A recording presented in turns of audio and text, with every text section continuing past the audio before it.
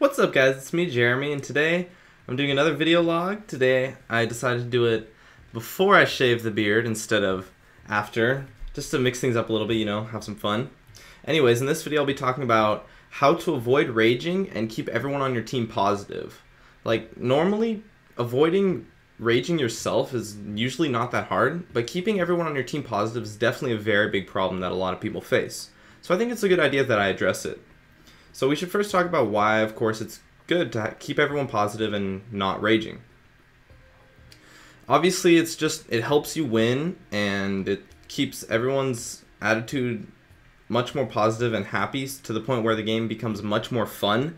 I think the game, in my opinion, is way more fun when nobody is raging, and I'm pretty sure almost every one of you will agree with me, and if you don't, then you're kind of crazy, and you might want to get that checked out. Anyways, so like I said, avoiding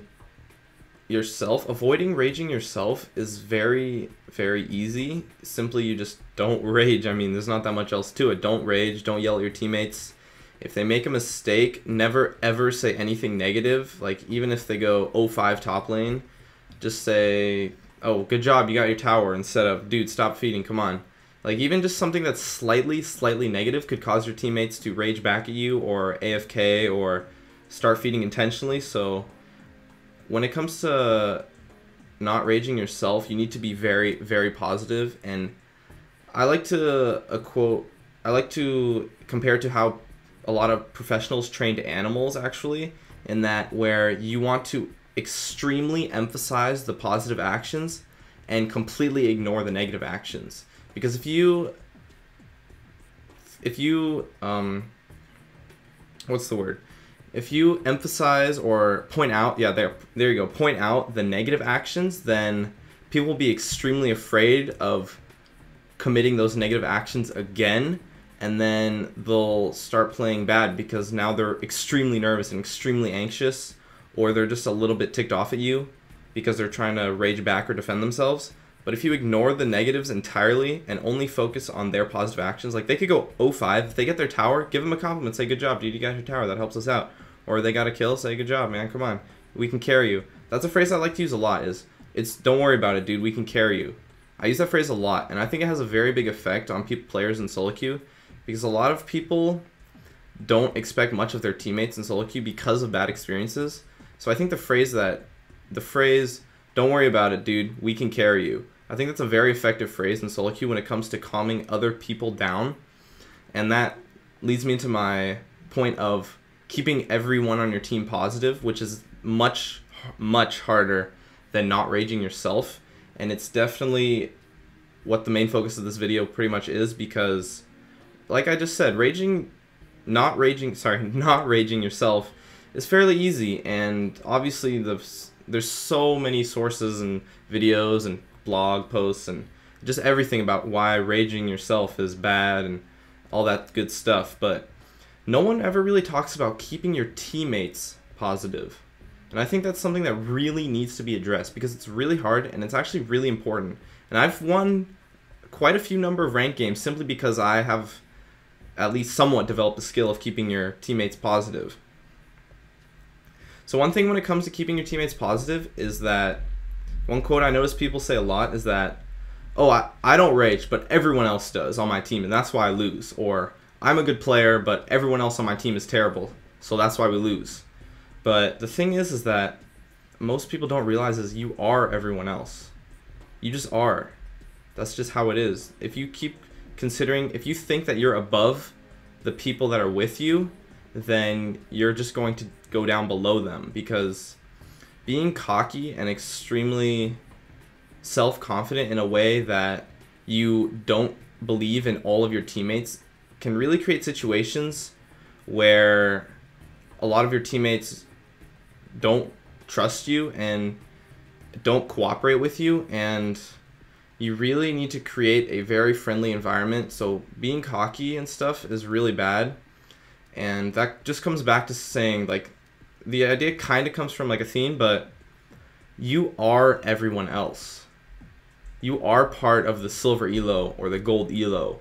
There's nothing about the people around you that make them worse than you or make them better than you. Maybe they just had a bad game, or maybe they had a good game, or made a couple mistakes. But the thing is that players can improve their play in the middle of a game. Like, I've seen players go 0-5 in lane and then carry the team fights to victory just because everyone on the team stayed positive.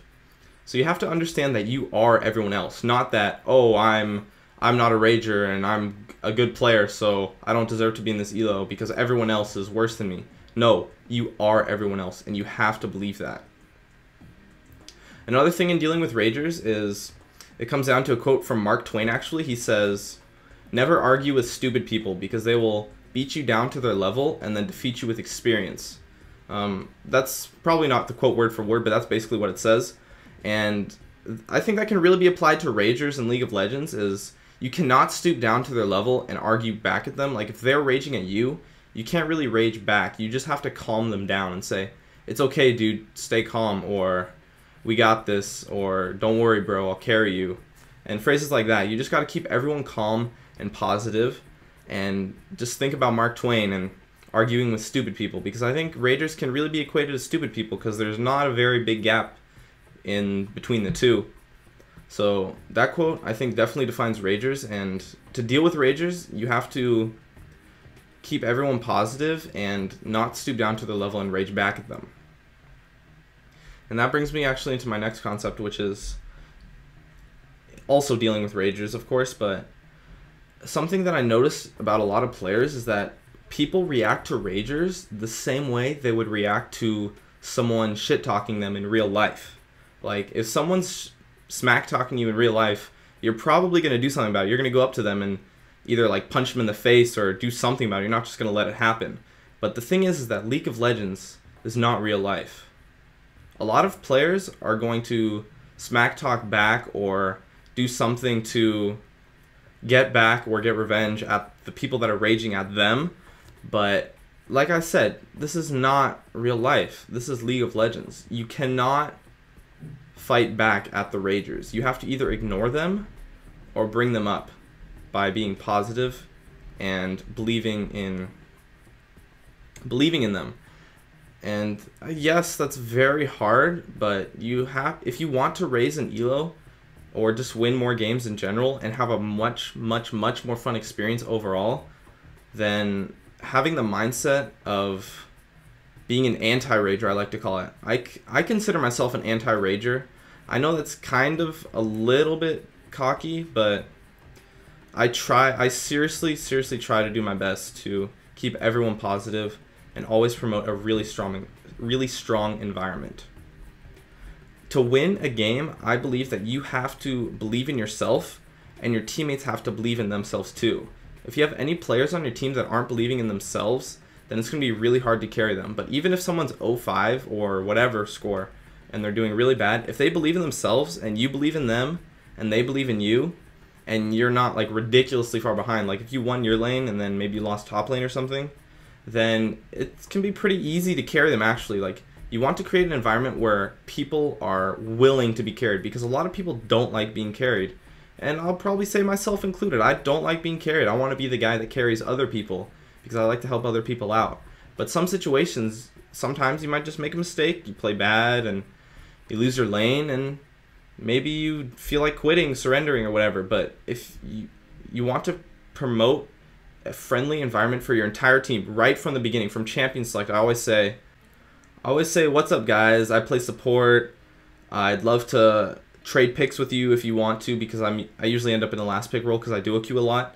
So, and since I own a decent amount of champions, then a lot of people will trade picks with me. They'll first pick me Taric, and then I'll pick them like Katarina, and then they get a good matchup mid, and then they win mid lane and I win bot lane, and then it works out really well. And even if they don't win their lanes, then I still believe that we can carry them.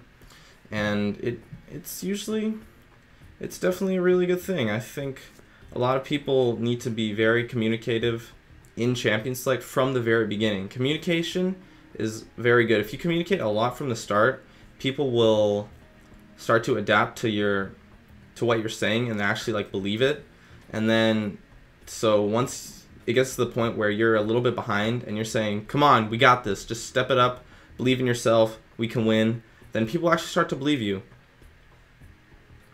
And of course, there is a situation where you lose every single lane and the score is like 20-2 or whatever. And I mean, those situations, it's really hard to win. And honestly, in those situations, it's probably best to just mute every single person on your team to just avoid being mad for the next game you play. Because let's keep it real, you're probably not going to win that game. I mean, don't vote yes to the surrender vote, but you're probably not going to win. That's just how it is, because you go behind 20-2 because you're worse than the other team, not because they got lucky. So, but when the game is really close, it's like 15-20 maybe, and you have the 15, then promoting a very anti-raging environment and an environment where just everyone believes in themselves, I think is really important. And I want to highlight a couple of the points that I just made earlier. Is you have to always ignore people's negative actions and their mistakes. Just ignore them entirely. And you have to extremely promote their positive actions. Whenever someone gets a kill, good job. I mean, not every single time, because you don't want to be annoying, because that can also frustrate people. But if they were 0-1 and maybe they get 1 or 2 kills, then good job, bro. No problem. And then also another thing that can help stop ragers is defending people that are getting raged at. I think this is something that needs to be done a lot more in the game.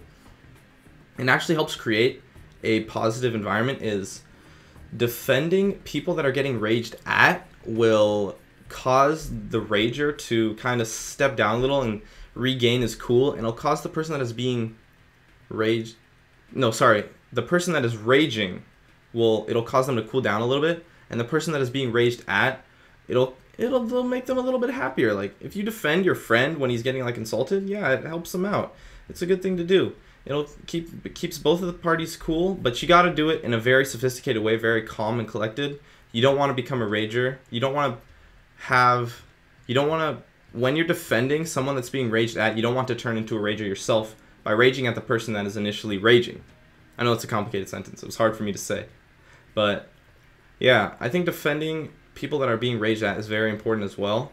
And it's something that needs to be promoted more, because I actually find that 90% of the time or so, it actually will cause people that are raging to just keep their cool and step down a little. Because sometimes you just get in the heat of the moment and you were like 1-0 in your lane and your top lane is 0-4, and you know it's going to be really hard for you to carry, and maybe you know that raging is bad, but your emotions get to the best of you and you just kind of make a mistake in raging at your teammate. But having someone defend the person that is being raged at will cause the person that is raging to slightly see it from a less biased point of view and be like, oh shoot, I was actually kind of raging.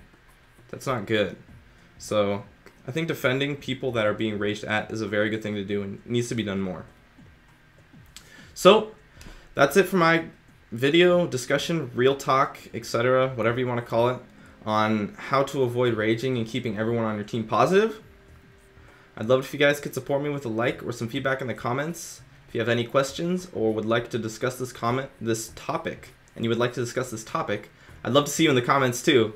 I was getting a little ahead of myself there. Anyways, if you like this video, I'd love to see you subscribe for more awesome content in the future.